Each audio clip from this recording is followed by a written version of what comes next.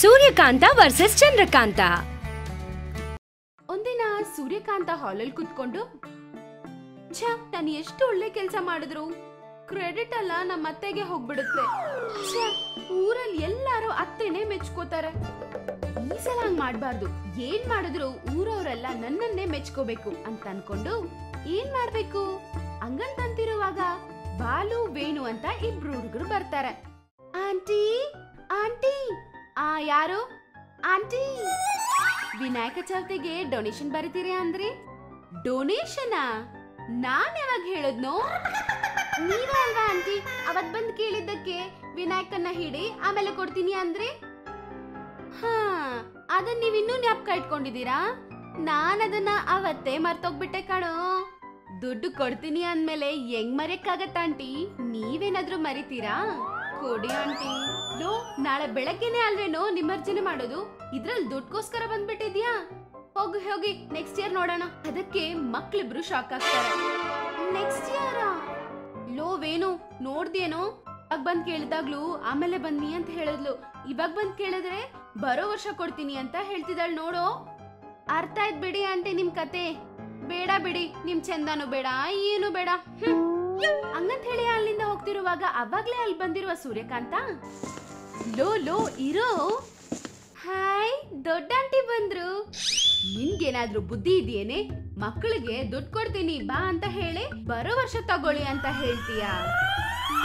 ದುಡ್ಡು ಕೊಡ್ತೀನಿ ಅಂದೆ, ಈ ವರ್ಷ ಅಂತ ಹೇಳದ್ನಾ?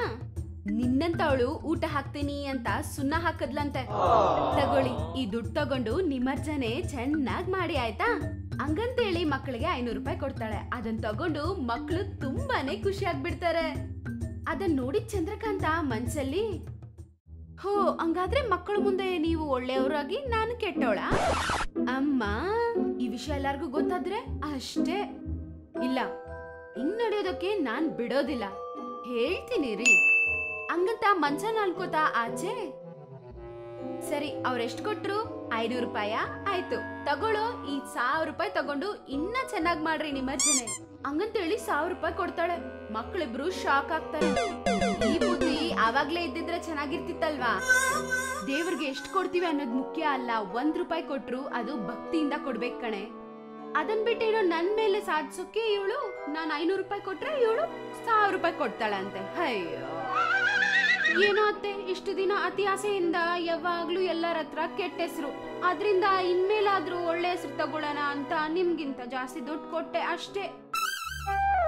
ಹಂಗಂದ್ರೆ ಏನೇ ನಿನ್ನ ಉದ್ದೇಶ? ನೀನು ನನ್ಗಿಂತ ಹೆಚ್ಚಂತನ? ಅಷ್ಟು ಸೀನ್ ಇಲ್ಲ ಕಣೆ ನಿನ್ಗೆ. ತಗೊಳ್ರೋ, 2000 ರೂಪಾಯಿ ತಗೊಂಡು ಇನ್ನ ಸೂಪರ್ ಆಗಿ ಮಾಡಿ ನಿಮರ್ಜನೆ ಆಯ್ತಾ ಹಂಗಂತ 2000 ಕೊಡ್ತಾಳೆ. ಆ 2000 ತಗೊಂಡು ಮಕ್ಕಳಿಬ್ರು ಫುಲ್ ಖುಷಿ ಆಗ್ಬಿಟ್ಟಿರ್ತಾರೆ. ಚಂದ್ರಕಾಂತಂ ಶಾಕ್ ಆಗಿ, 2000 ಕೊಟ್ಬಿಟ್ರಾ? ಇವಾಗ ನೋಡಿ ನಾನೇನ್ ಮಾಡ್ತೀನಿ, ನಾನ್ ನಿಮ್ಗಿಂತ ಹೆಚ್ಚು ಕೊಡ್ತೀನಿ ಹಂಗಂತ ಹೇಳಿ ಒಳಗಡೆ ಹೋಗಿ ಗಂಡನ್ ಪರ್ಸ್ ತಗೊಂಬಂದ್ ಕೊಡ್ತಾಳೆ. ಅದನ್ನ ನೋಡಿದ ತಕ್ಷಣ ಸೂರ್ಯಕಾಂತ, ಏನೇ ಪರ್ಸ್ ತಂದಿದ್ಯಾ?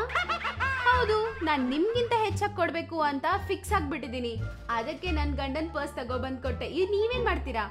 ಮಾವಯ್ಯ ಪರ್ಸ್ ತಗೊಂಬಂದ್ ಕೊಡ್ತೀರಾ? ಹೇಳಿ ಅತ್ತೆ. ಅವರು ಪರ್ಸ್ ಮೇಂಟೈನ್ ಮಾಡಲ್ಲ ಅಲ್ವೇ, ಅದಕ್ಕೆ ನಾನ್ ನಿಮ್ ಪರ್ಸ್ ತಂದ್ ಕೊಟ್ಟಿದ್ದು. ಮಕ್ಕಳೇ, ಇದನ್ ತಗೊಂಡು ನಿಮರ್ಜನೆ ತಯಾರಿ ಮಾಡ್ಬಿಡಿ. ಫಂಕ್ಷನ್ ಹೆಂಗ್ ನಡಿಬೇಕಂದ್ರೆ ಬರೋ ವರ್ಷವರೆಗೂ ಮರಿಬಾರ್ದು. ಹಬ್ಬ ಮಕ್ಳು ಏನ್ ಮಾಡಿದಾರಪ್ಪ ಅಂತ ಅನ್ಸ್ಬೇಕು. ಥ್ಯಾಂಕ್ಸ್ ಆಂಟಿ, ಈ ದುಡ್ಡು ಸಾಕು. ನೋಡಿ ಫಂಕ್ಷನ್ ಹೆಂಗ್ ಮಾಡ್ತೀವಿ ಅಂತ. ನಮ್ಗೆ ನೀವೇ ಚೀಫ್ ಗೆಸ್ಟ್ ಆಯ್ತಾ? ಎಲ್ಲಾರ್ಗಿಂತ ದುಡ್ಡು ಜಾಸ್ತಿ ಕೊಟ್ಟಿರೋದು ನೀವೇ ಅಲ್ವಾ? ಆಪಲ್ ಒಬ್ರು, ಲಡ್ಡು ಒಬ್ರು ತಗೊಂಡ್ಬೇಕು. ಚೆನ್ನಾಗ್ ಪ್ರಸಾದ ತಿಂದು ಎಲ್ಲಾರ್ನು ಆಶೀರ್ವಾದ ಮಾಡೋಗಿ ಹಂಗಂತೇಳಿ ಮಕ್ಳು ಅಲ್ಲಿಂದ ಹೋಗ್ಬಿಡ್ತಾರೆ. ಇವರಿಬ್ರು ಮನೆ ಒಳಗಡೆ ಬಂದ್ ಕುತ್ಕೊಂಡು ಎದುರು ಬದ್ರಾಗಿ ಮುಖಗಳು ನೋಡ್ಕೋತಾ ಇಬ್ಬರು ಕೋಪದಿಂದ ನೋಡ್ಕೋತಾರೆ. ಆಗ, ಅಮ್ಮ, ನನ್ ಪರ್ಸ್ ಕಾಣಿಸ್ತಿಲ್ವೇ? ಏನೋ ಪರ್ಸ್ ಕೇಳ್ತಿದ್ಯಾ? ನಿನ್ ಹೆಂಡತಿ ಡೊನೇಷನ್ ಕೊಟ್ಬಿಟ್ಲು. ಏನು ಡೊನೇಷನ್ ಕೊಟ್ಲಾ? ಲೇ, ಯಾರಾದ್ರೂ ಡೊನೇಷನ್ ಕೊಟ್ರೆ 100 200 ಕೊಡ್ಬೇಕು. ನೀನೇನೆ ಪರ್ಸೆ ಕೊಟ್ಬಿಟ್ಟಿದ್ಯಾ? ಮತ್ತೆ ನಿಮ್ಮಮ್ಮ 2000 ಕೊಟ್ರು, ಅದಕ್ಕೆ ನಾನು ಪರ್ಸ್ ಪೂರ್ತಿ ಕೊಟ್ಬಿಟ್ಟೆ.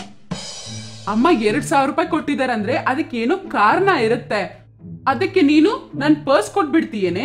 ಅಮ್ಮ 2 ಲಕ್ಷ ಕೊಟ್ರೆ ನೀನ್ ನನ್ನನ್ನೇ ಕೊಟ್ಬಿಡ್ತೀಯಾ ಏನೋ? ಅವ್ರು ತಗೊಂಡ್ರೆ ಖಂಡಿತ ಹಂಗೆ ಕೊಟ್ಬಿಡ್ತಿದ್ನೇನೋ. ಹಂಗಂದಿದ ತಕ್ಷಣ ಮೋಹನ್ ಶಾಕ್. ಇದೆಲ್ಲ ಅಲ್ವೇ ನನ್ಗೊಂದ್ ಡೌಟ್. ಬೆಕ್ಕಗೆ ಭಿಕ್ಷೆ ಹಾಕಲ್ಲ, ಇಂಥದ್ರಲ್ಲಿ ನೀನ್ ದಾನ ಹೆಂಗೆ ಮಾಡ್ದೆ? ಹಂಗಂತಿದಾರೆ ಅಂತಾನೆ ರೀ ನಾನ್ ಹಿಂಗ್ ಮಾಡಿದ್ದು. ಅಯ್ಯೋ ದೇವ್ರೆ, ನಿನ್ನನ್ ಬದಲಾಯಿಸಕ್ಕೆ ವಿನಾಯಕನ್ ಕೈಯಲ್ಲೂ ಆಗಲ್ವೇ, ಬಿಡು. ಹಂಗಂತೇಳಿ ಅಲ್ಲಿಂದ ಹೋಗ್ಬಿಡ್ತಾರೆ. ಇನ್ನೊಂದ್ ಕಡೆ ಬಾಲು ವೇಣು ದೇವರ ನಿಮಜ್ಜನೆಗೆ ತಯಾರಿ ಮಾಡ್ತಿರ್ತಾರೆ. ಪ್ರಸಾದ ತಯಾರಿ ಮಾಡಿಸ್ತಿದ್ರು.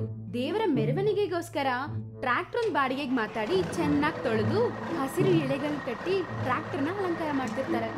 ಮತ್ತೆ ಅತ್ತೆ ಸೊಸೆ ಹತ್ರ ಬಂದು, ಆಂಟಿ ಇನ್ನು ಸ್ವಲ್ಪ ಅಲ್ಲಿ ಮೆರವಣಿಗೆ ಸ್ಟಾರ್ಟ್ ಆಗತ್ತೆ, ನೀವ್ ಬಂದ್ಬಿಡಿ. ಆಯ್ತು ಬರ್ತೀವಿ ಕಣೋ ಹಂಗಂತೇಳಿ ಅವನ್ನ ಅಲ್ಲಿಂದ ಕಳ್ಸ್ಕೊಟ್ಬಿಡ್ತಾರೆ. ಅತ್ತೆ ಸೊಸೆ ಇಬ್ರು ನಿಮಜ್ಜನಕ್ಕೆ ಬರ್ತಾರೆ. ಪೂಜಾರಿ ನಿಮಜ್ಜನೆ ಪೂಜೆ ನಡೆಸ್ತಿರ್ತಾರೆ. ಅತ್ತೆ ಸೊಸೆ ಇಬ್ರು ಅಲ್ಲೇ ನಿಂತ್ಕೊಂಡಿದ್ರು. ಪೂಜೆ ಎಲ್ಲ ಆದ್ಮೇಲೆ ಲಡ್ಡು ಆಕ್ಷನ್ ನಡೀತಿರುತ್ತೆ. ಪೂಜಾರಿ ಅವರೇ, ಲಡ್ಡು ಆಕ್ಷನ್ ಮಾಡ್ಬೇಡಿ.